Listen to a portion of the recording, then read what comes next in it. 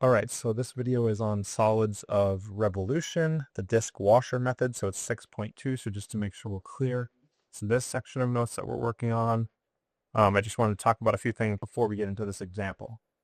Hopefully I previewed and talked a little bit about this, how you're kind of thinking about circles, things that are rotating out towards you on the page, and making a vase or something that looks of that nature, or a trumpet. The important thing to understand is that if you integrate, like if you add up a bunch of bars, so if you add up a bunch, see how I'm just drawing lines here? When I add up a bunch of thin lines, okay, I get an area. So this is like area under the curve from here to here. You can kind of see how that would be the area under the curve. So this would be your y1, this would be your x-axis and your y-axis. If you add up a bunch of just heights, right, just a bunch of heights, you will get a bunch of tiny rectangles. You'll get the area under the curve. The question then becomes, what happens if you add up a bunch of circles? So the example that I like to think of is a roll of pennies. If you add up a bunch of circles, a bunch of pennies, which are kind of circles, you'll get a cylinder. What about if you add up a bunch of hexagons? Well, if you added up a bunch of hexagons, you would then, right, you would then stack up hexagons to get this shape, a hexagon prism, I think it's called, or something of that nature. So what's going to happen is we're going to, instead of integrating a function to find area, which we've already done, now we're going to integrate an area to find volume. So if you can integrate area, you will be able to find volume. So integrate a two-dimensional thing, you'll get a three-dimensional. If you integrate a one-dimensional thing, just a line, you'll get a two-dimensional area. So our weapon of choice is pi r squared. We're going to be using circular cross sections almost all the time for this section. There are some situations a little bit from now that will have different shapes, but for now let's just think circles. All right, so the disk method. We're going to make a bunch of disks, we're going to make a bunch of washers, and that's going to show us the shape. So we're trying to rotate this region that's connected by the square root of sine of x around the x-axis. So we just want to spin around the x-axis. What I would probably do is make a table at first to just figure out what some values might come out as. So like we know sine of 0 is 0, so square root of 0 is 0. We know sine of, let's see, we know sine of pi over 2 is 1, so square root of 1 is 1. And we know sine of pi is 0, so square root of 0 is 0. So just getting a general idea of what this is going to look like, it's going to look something like this, I think. Here's our x-axis, here's our y-axis.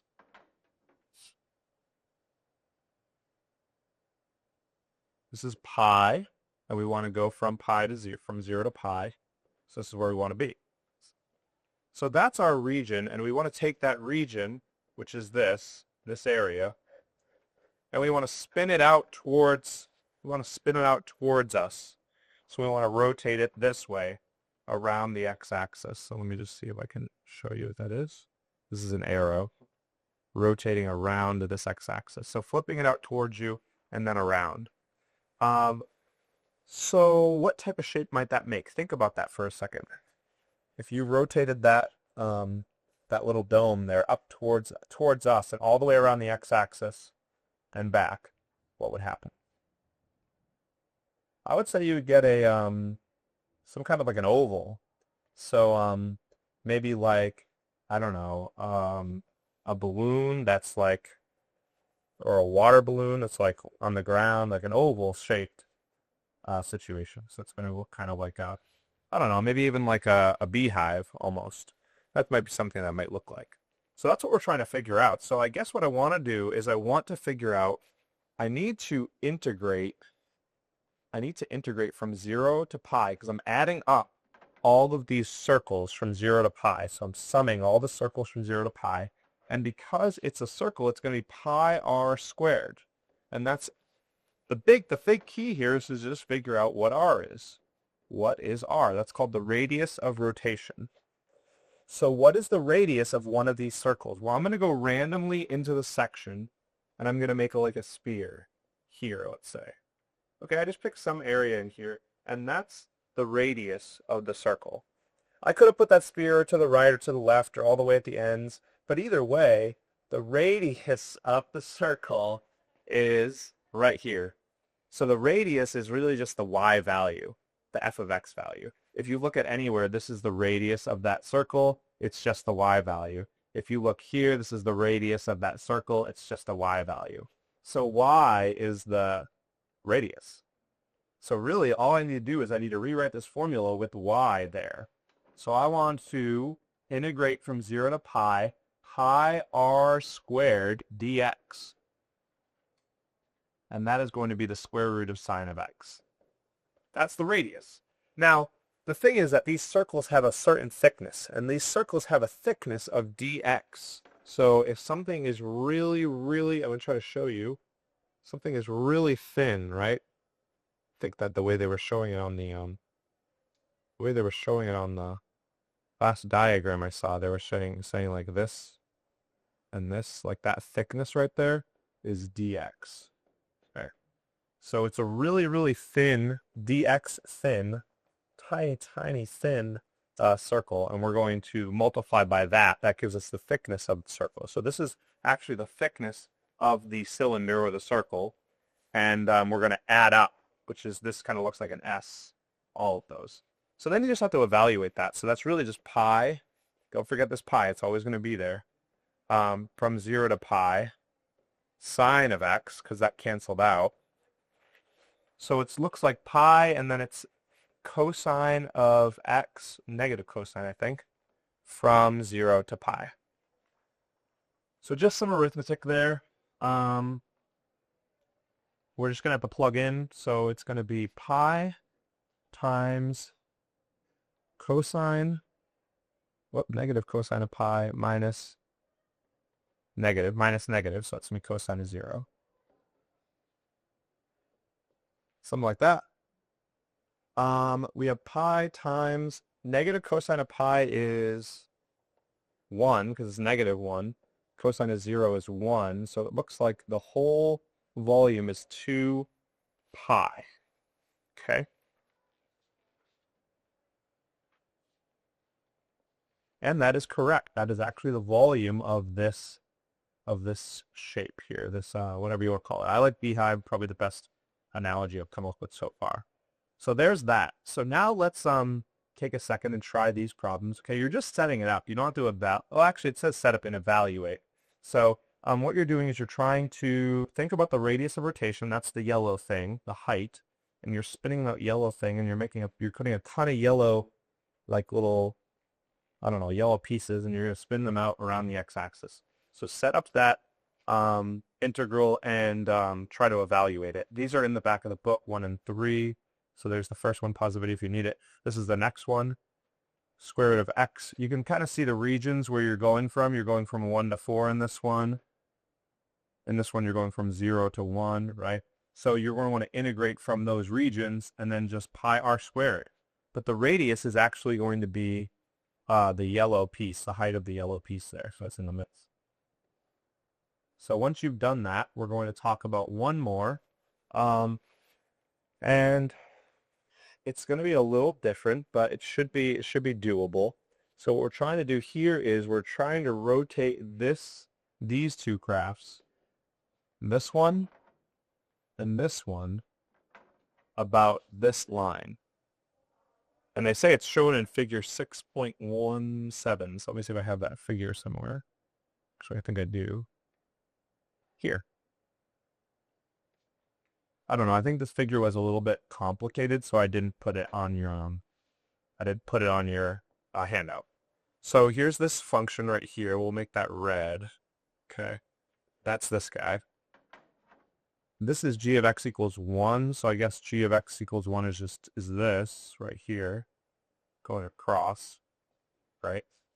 And we just care about where they're intersecting. So I'm just going to go from that region to that region. You can see it's colored lightly blue. That's the region we're rotating out. And we're rotating it around, I want to make a change to this. I want to, instead of rotating around y equals 1, I want to rotate it around y equals 0 or the x-axis, okay?